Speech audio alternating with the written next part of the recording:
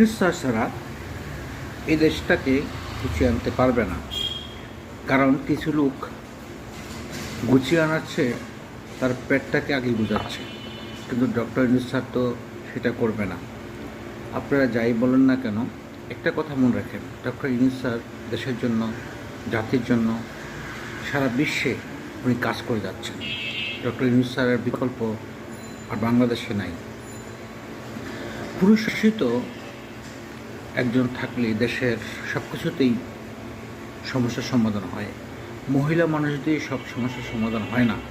তাই ডক্টর ইউনূস স্যারকে আমরা যত দিন রাখতে পারি ততই দিন আমাদের জন্য মঙ্গল। আমরা চাই ডক্টর ইউনূস স্যার আরও কয়েক বছর ক্ষমতা থাক।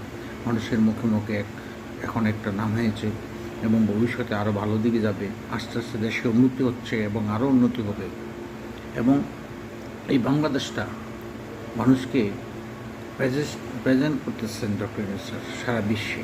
ওনার যেন সুনাম আছে, এই সুনামটা রক্ষা পাচ্ছে। দেশের আইন শৃঙ্খলা পরিস্থিতি ভালো হচ্ছে, ভবিষ্যতে আরও অনেক ভালো হবে, এটা সবাই চায় এবং সবাই সেটা কামনা করে। কিছু সমস্যা থাকে, সমস্যা থেকেই তো সমাধান হয়। সেই সমাধানগুলো হচ্ছে, দেশের উন্নতি হবে, দেশের আইন শৃঙ্খলা, কর্মসংস্থান সব কিছু হবে। এটি সবাই এখন একমাত্রই কামনা হলো ধৈর্য ধরে ডক্টর ইউনূস স্যারকে সুযোগ দেওয়া, দেশটাকে ভালোভাবে যেন শান্তিভাবে হয়,